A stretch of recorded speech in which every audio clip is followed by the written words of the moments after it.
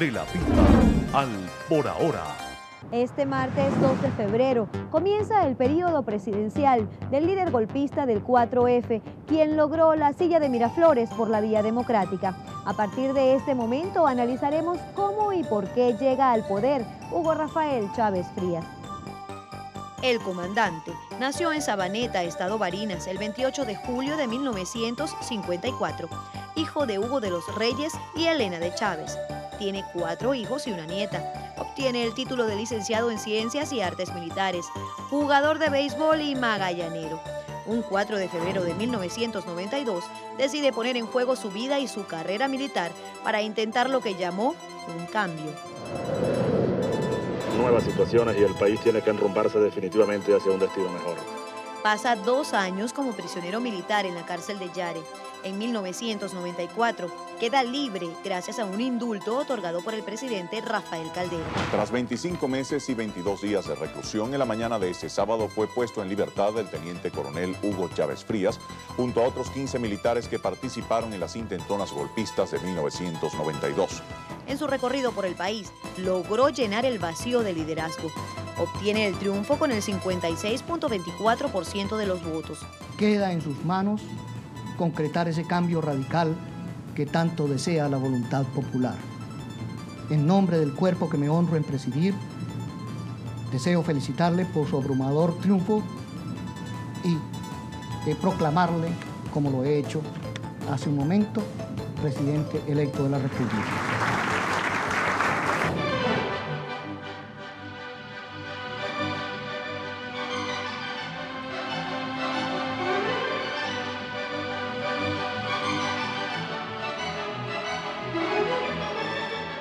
Prepara una gran celebración para recibir el poder. Quien le entrega la silla le impondrá una banda millonaria, confeccionada por artesanos de la Casa Real Española. Habrá un Te Deum en la Catedral de Caracas, la juramentación en el Congreso, una caminata hasta Miraflores y un acto con el pueblo en Los Próceres. Los ilustres asistentes, cerca de 20 jefes de Estado y de Gobierno y el príncipe de Asturias, Felipe de Borbón. La transmisión del mando se hizo sin invitación a misiones extranjeras. No se hicieron festividades. Amigos que tengo en diversas partes del mundo recibieron una carta explicándole que no podía invitarlos a mi toma de posesión porque las condiciones del país imponían la máxima sobriedad. Carlos Andrés Pérez se parece mucho al presidente Chávez en el gusto por los viajes, por ser líder universal, y también por la prédica populista. No fueron los militares del 92 quienes crearon las condiciones para producir los cambios en el país. Hagamos un recorrido en el tiempo. Desde 1958, los 2 únicos actores de la película electoral venezolana eran Acción Democrática y Copey. O se votaba blanco o se votaba verde. El resto era considerado minoría. Pero desde 1993, todo comenzó a cambiar. ¿Qué pasó y por qué pasó? Veamos. La Revolución de Octubre de 1945 trajo la instauración del voto universal, directo y secreto, además el actual sistema de partidos. Pero es en 1947 cuando se realizan las primeras elecciones presidenciales con la participación masiva de la población. Rómulo Gallegos, con AD, resultó ganador. En 1948, los mismos militares que se habían asociado con Acción Democrática para derrocar a Medina, pues derrocan a Rómulo Gallegos, lo ponen aparte. Después de 10 años de dictadura, se convocan elecciones en diciembre del 58. AD postuló a Rómulo Betancourt. Con el lema "Contra el miedo, vota blanco", lograron el triunfo. A partir de ese momento, comienza un pimponeo entre los 2 principales partidos políticos venezolanos. Se da esa relación bipartidista no solo por esa, vamos a decir, por esa realidad sociopolítica, es decir, que fueron los 2 partidos que organizaron a la sociedad venezolana, organizaron los sindicatos, organizaron la sociedad civil, organizaron los grupos, sino también por razones del acuerdo del Pacto de Punto Fijo. Desde 1988, los hechos comenzaron a cambiar la historia del país. El sacudón, 2 fallidos golpes de Estado, las elecciones directas de gobernadores y alcaldes, la destitución de un presidente, la expulsión de Copey de su fundador, llevaron en 1993 a la aparición de El Chiripero, que le da el triunfo a Rafael Caldera. La batalla principal, primordial, la ha dado El Chiripero.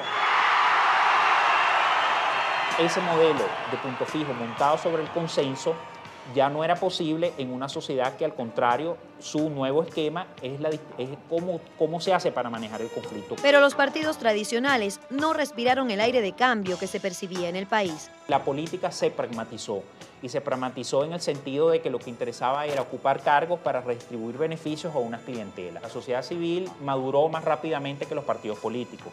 Entonces se generó una sociedad compleja. Acción Democrática y COPEI no fueron capaces de articular, vamos a decir, ese proceso de complejidad que se dio en la sociedad venezolana, y de alguna otra manera esa complejidad fue buscando sus propios canales. En estas elecciones vimos de todo. Hugo Lozada, Romer.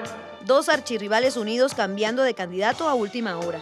Los adecos expulsando a su abanderado. Por eso tuvimos que tomar la decisión dolorosa de excluirlo de las filas del partido. Los copellanos y caucerristas retirando su apoyo a la exreina de belleza. Yo estoy aquí dándole la libertad y devolviendo algo que nunca me perteneció. Con toda esta paranoia electoral se creó una nueva polarización entre Hugo Chávez Frías y Enrique Salas Romer. Quiero ver alegre a mi país. ¡Les llegó la hora! ¿Qué sucederá con los otros partidos? ¿Pasarán los años lamentándose porque ya no son los protagonistas de la película? Los partidos políticos tienen que entender el momento histórico que viven. Tienen que entender el terrible bochorno, el chasco con el cual terminaron el proceso electoral de 1998. Gracias a una tercera división que sufre Acción Democrática en 1968, esa que originó la creación del MEP, Rafael Caldera gana por primera vez la presidencia constitucional de Venezuela después de su cuarto intento. Gobernó sin mayoría en el Congreso, prometió lograr la paz política y social, aprobó la legalización del Partido Comunista, soltó a los presos políticos. Él supo negociar con el Congreso y lograr las cosas que él requería del Congreso. Se le critica el acabar con las escuelas técnicas industriales y allanar la Universidad Central de Venezuela. Obras públicas, Parque Central, el Poliedro de Caracas, la Central Hidroeléctrica José Antonio Páez en los estados Mérida y Barinas, la primera fase del complejo petroquímico El Tablazo. Revaluó el bolívar en 1971 y 1973, mantuvo baja la deuda externa y la inflación. Cierra el periodo con un nivel importante en reservas internacionales. Este hombre se camina, va de frente y da la cara. Todos éramos ricos y no nos habíamos dado cuenta. Esto es Caucagüita, una vergüenza nacional. Luis Herrera tiene credenciales sobradas para ser un gran presidente. Por primera vez se devaluaba el bolívar. Venezuela pagará, y agrego, hasta el último céntimo. Merece freírse en la séptima paila del infierno. De la pipa al por ahora. El incremento de los salarios, el desarrollo de la agricultura y la reconstrucción de la pequeña y mediana industria eran algunos de los retos que se planteó Carlos Andrés Pérez en su primer periodo, pero los pudo cumplir. Este hombre se camina, va de frente y da la cara. Carlos Andrés. Tuvo excelentes recursos fiscales. En enero del 74, los precios del petróleo suben a $14,08 por barril.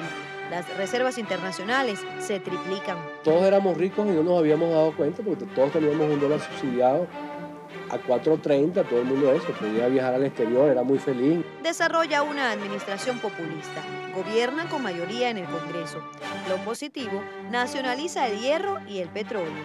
Reforma la ley del trabajo y los planes educativos como la Fundación Gran Mariscal de Ayacucho. Lo negativo, comenzó el endeudamiento público acelerado. La deuda pasó de $5.200 millones en el 74 a $31.000 millones en el 78. Implanta una política de control de precios. Tanto Luis Herrera como Pérez, como el primer Pérez, colocan las bases de una bomba que posteriormente estalla. Sí, hacen una sobreestatización de la sociedad venezolana. No se salva de polémicos debates en el Congreso, por sobreprecio en la adquisición de 6 fragatas para las Fuerzas Armadas en Italia, pago de comisiones en la compra del avión presidencial y la transacción del Sierra Nevada. 10 candidatos optan por la silla de Miraflores en diciembre del 78. Gana el copellano Luis Herrera con 46.64%. Lo logra haciendo campaña en los barrios. Esto es Caucagüita, una vergüenza nacional. creada por Acción Democrática. El equipo de especiales informativos consultó la opinión de dos historiadores. Uno lo ve como el gobierno de la paz social. Luis Herrera Campos tuvo que enfrentar guerrillas, ¿verdad? Todavía. Pero la tranquilidad social existió durante todo su gobierno. ¿Y el otro? Luis Herrera es el peor administrador y la mejor persona. Luis Herrera tiene credenciales sobradas para ser un gran presidente. Y lo va a hacer. Los desaciertos, agranda la estructura del Estado, llega a tener 34 ministerios, entre ellos uno para el desarrollo de la mujer y otro para la inteligencia. Lo negativo, el enfriamiento de la economía. El Producto Interno Bruto se redujo 1% anual, bajó la producción, disminuyó la inversión privada, aumentó la fuga de capitales debido a las altas tasas de interés. La liberación de precios del 79 aceleró la inflación, creció el endeudamiento externo. Y lo más negro, el Viernes Negro. Por primera vez se devaluaba el bolívar desde Guzmán Blanco para acá. En febrero del 83 se cierra el mercado cambiario durante una semana mientras se establece el nuevo régimen. Dos tipos de cambio preferencial, 4.30 y 7.30 para importación de bienes y servicios, dólar libre para operaciones no preferenciales. Esta política fue manejada por Recadi. Luis Herrera no entendió las razones del fracaso de Carlos Andrés Pérez y las repitió. Lo positivo, celebra las elecciones municipales separadas de las presidenciales. En 1980 modifica la Ley Orgánica de Educación. Se unieron los 6 grados de la escuela primaria con los 3 primeros años del bachillerato en lo que es hoy el ciclo básico común. Cambia el Código Civil en 1982, mejorando los derechos de la mujer y de los hijos. Promulga la Ley Orgánica de Salvaguarda. Pido a todos el debido y ponderado estudio de esta ley para que su aplicación, luego de concluida la vacatio ley establecida, sirva cabalmente al espíritu del legislador y a la aspiración democrática del pueblo de Venezuela. En obras materiales, el Teresa Carreño y el primer tramo del metro de Caracas. En lo personal, lo más comentado del presidente Herrera. Es un gran comelón. Y sucede que yo me desayuno con café con leche, que no es ni café ni leche, ¿verdad? Y con un jugo de lechosa. Y Luis Herrera Campos pues, es capaz de comerse un par de arepas, de comerse unos chicharrones, de comerse carne frita y cosas por el estilo. ¿Y los torontos? Siempre y cuando no sea de chocolate, porque yo, a pesar de la propaganda de los torontos, no como chocolate. La misma historia lo ratifica. Eso no es verdad, él no cargaba torontos en el bolsillo. Que le gustaban los dulces, pues sí. El presidente Herrera se ofreció en su campaña como el puédelo todo. Recordemos el eslogan, Luis Herrera arregla esto. Pero como no lo pudo arreglar, el siguiente periodo lo ganaría alguien que se limitó a decir un simple sí y esto no lo aguanta nadie. Jaime Lucinchi se convirtió en el 6º presidente constitucional de Venezuela gracias a un debate televisado. Entre los candidatos presidenciales de Acción Democrática y COPEI, copó anoche la atención de todos los venezolanos. La serenidad frente al tono desafiante de su contrincante en ese debate lo ayudó en los numeritos. Según las encuestas, Lucinchi fue claro favorito con un 25% de ventaja. Ganó en todas las entidades con un 56.74% de los votos y obtuvo mayoría en el Congreso. Esta crisis es producto también del descontrol más absoluto del aparato del Estado, del derroche, de la corrupción, de la inacción, de la falta de previsión, del descuido en suma de los asuntos del Estado. Con ese discurso, el Parlamento lo autoriza a tomar medidas económicas especiales. Decretó austeridad para la administración pública, aumentó el precio de la gasolina, fijó nuevos tipos de cambio para el bolívar y promovió las inversiones extranjeras. Para recuperar la economía venezolana, en febrero del 86 firma el acuerdo de refinanciamiento de la deuda externa. Venezuela pagará, y agrego, hasta el último céntimo. Esto crea un ambiente positivo, retorna la confianza general en la economía del país, crece el Producto Interno Bruto en una tasa interanual cercana al 3%. Jaime Lucinchi durante los 2 primeros años fue un buen administrador, le sonó la flauta, le pasó como al burro ese que estaba pasando por ahí y vio una flauta y echó un resoplido y la flauta sonó y dijo, soy flautista. Pero la renegociación de la deuda fracasó al no poder pagar las cuotas de amortización. Entre sus fracasos también se cuenta no lograr los objetivos del denominado pacto social al romper relaciones con el sector sindical. Se benefició, sin él saberlo, ni entender muy bien cómo ni por qué se había producido ese fenómeno, de la devaluación, de que los venezolanos entendimos por una buena vez que era buen negocio sembrar la comida que nos comíamos en Venezuela. Y la educación. Restablecer los programas de la enseñanza de la historia en la educación básica. Eso se logró en el gobierno de Jaime Lucinchi. En infraestructura culminó el complejo hidroeléctrico de Guri y de Uribante Caparo. Construyó más de 400.000 viviendas y más de 100 hospitales. Y tuvo la suerte de recibir al Papa en enero del 85. Las esperanzas y súplicas que brotan del corazón de estos hombres y mujeres de Venezuela. Escándalos de corrupción salieron a la luz luego del mandato Lucinchi.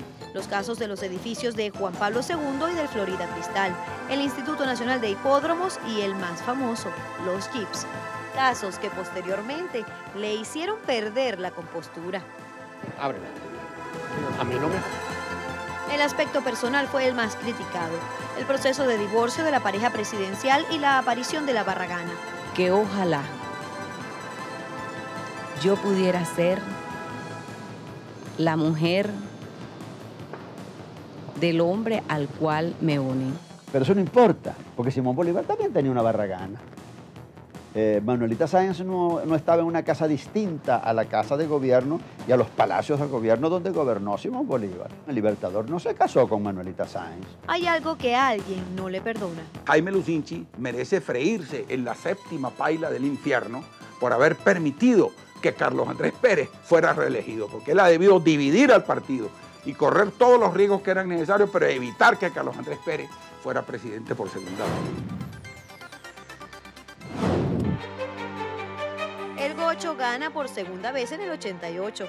Fama internacional y altísima popularidad nacional tiene al asumir el poder. A la denominada coronación asisten 20 jefes de Estado. Accedo por segunda vez a la presidencia de la República. En 1989 anuncia el paquete. Seguro estoy de la comprensión y el esfuerzo unitario, concertado y solidario de todos los venezolanos sin ningún tipo de discriminaciones. Estaba demasiado confiado en su liderazgo, en su carisma, y creo que él no entendió que ese programa era un cambio demasiado profundo y que no podía dejarlo en manos de un grupo de técnicos inexpertos, sino que tenía que gerenciarlo él mismo. Las medidas en la carta de intención firmada con el Fondo Monetario Internacional.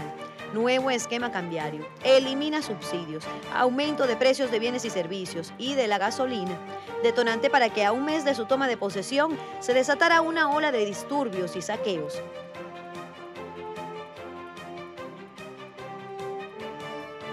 A pesar de las acciones compensatorias, incremento de sueldos y salarios, beca alimentaria, reinicio del vaso de leche escolar y seguro de paro forzoso, se convirtieron en cosa diaria las manifestaciones. Según algunos expertos, las medidas que Pérez intentó tomar eran las correctas. Quien quiera sacar a Venezuela de la situación en la que se encuentra, va a tener que apelar a las mismas políticas que se aplicaron en ese momento y que fueron rechazadas por el país. 1992 es el año más difícil de Pérez. El 4F Miraflores es atacado por tanques. Les ordeno la inmediata rendición o que se sometan a las consecuencias. Compañeros, por ahora los objetivos que nos planteamos no fueron logrados en la ciudad capital. Es decir, nosotros acá en Caracas no logramos controlar el poder. El 27N enfrenta otro intento de golpe. Y por si algo le faltaba, a un año para finalizar su mandato, gracias al fiscal Ramón Escobar Salom, la Corte lo enjuicia por malversar 250 millones de la partida secreta del MRI. Se me acusa de malversación sin que yo haya administrado dinero alguno del gobierno, porque no me correspondía. Le allanan su inmunidad y su gobierno lo culmina Ramón J. Velázquez. El presidente Pérez va a ser un hombre histórico, porque es un hombre resistente. De modo que yo creo que va a haber una reivindicación importante para la figura histórica de Carlos Andrés Pérez. El Vía Crucis de Pérez no culminó aquí. Necesitaríamos más tiempo para contarlo todo. Por el denominado juicio histórico pagó 2 años y 4 meses de condena. Pero cuando ya recuperaba su libertad, le dictan otro auto de detención por el caso de las cuentas mancomunadas. Ninguno de los dos procesos le impidió ganar como senador por el estado Táchira y hasta tener una página web.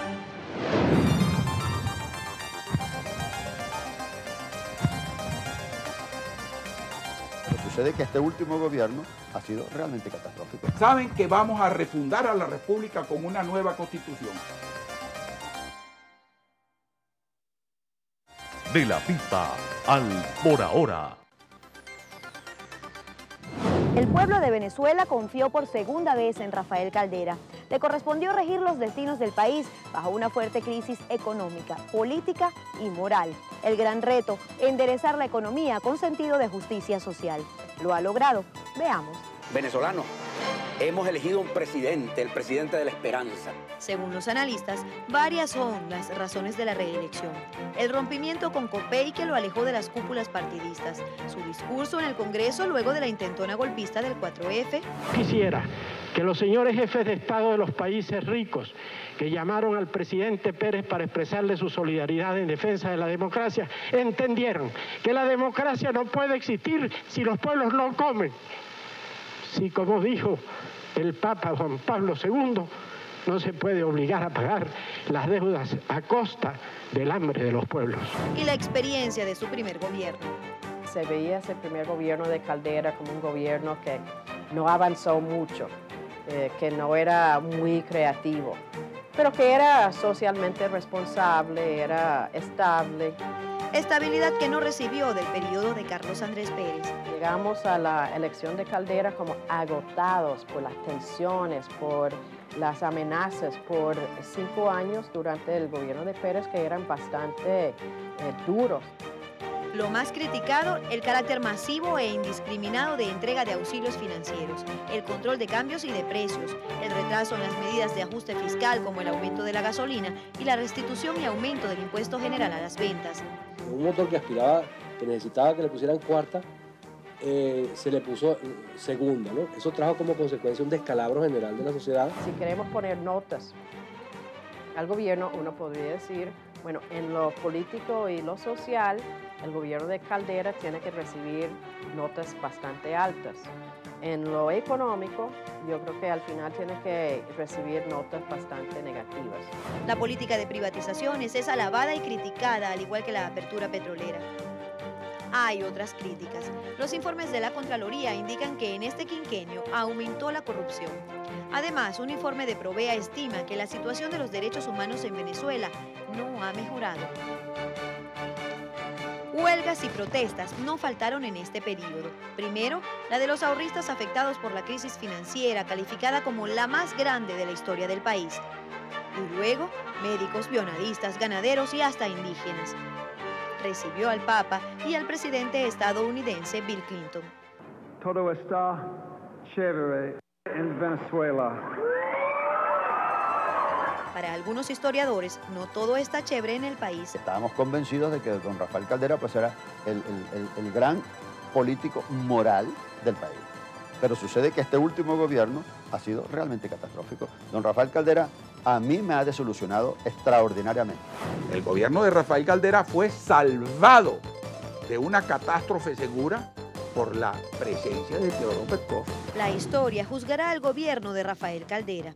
Ella dirá si marcó el fin del bipartidismo o el inicio de una nueva etapa en la vida política del país. Armar el rompecabezas y entregar el país en paz y en democracia. Lo cierto es que el siglo XX se inició con un militar en la presidencia, el general Cipriano Castro, y terminará con otro, el teniente coronel Hugo Chávez Frías. El primer militar electo por voto popular en la historia del país recibe una Venezuela más pobre, con una deuda externa de 23.000 millones de dólares. Según las últimas cifras de la OCDE, el 82% de la población vive en pobreza crítica. 38.4% de los niños están desnutridos y más de 500.000 de muchachos son trabajadores. Seré el primer culpable si hay niños abandonados en Venezuela. Casi el 60% de la población pertenece al sector informal. Más de 500.000 de personas están desempleadas. 490.000 hogares tienen ingresos iguales al sueldo mínimo. El principal reto de Chávez es incrementar los ingresos de los trabajadores. Para esto deberá tomar en cuenta las advertencias del sector empresarial, quienes aseguran no poder pagar 300.000 bolívares, pues habría una ola de despidos. Su bandera, la constituyente. Cambios que vienen en Venezuela a través de la constituyente son cambios legales, legítimos, constitucionales. El pueblo sabe que la constituyente es un cambio. Saben que vamos a refundar a la República con una nueva constitución. Chávez promete una economía humanista que ubique al hombre como centro de atención. Con ella deberá sortear obstáculos como una cesta petrolera por debajo de $10 por barril, un déficit del 4.3% del PIB, el pago de $3.676 millones por concepto de capital e intereses de la deuda externa. Hay una crisis, hay problemas, pero también hay un programa, hay una determinación a cambiar y a trabajar para ello. Reducir la estructura del Estado de 30 a 9 o 10 ministerios. Ser duro e implacable contra la corrupción. Juro por el Dios de mis padres, juro por ellos, juro por mi honor y juro por mi patria que no daré descanso a mi brazo ni reposo a mi alma hasta que hayamos roto las cadenas que oprimen al pueblo de Venezuela por voluntad de los corruptos. Por ahora le toca hacer honor a lo prometido, no caer en los vicios del poder y comportarse a la altura del pueblo que lo eligió, pueblo que debe participar junto a él en la reconstrucción de Venezuela. El objetivo de este reportaje especial no es ver hacia atrás para entristecernos de las fallas, sino para que miremos hacia el futuro y pensemos en lo que se puede hacer en otros 41 años más de democracia.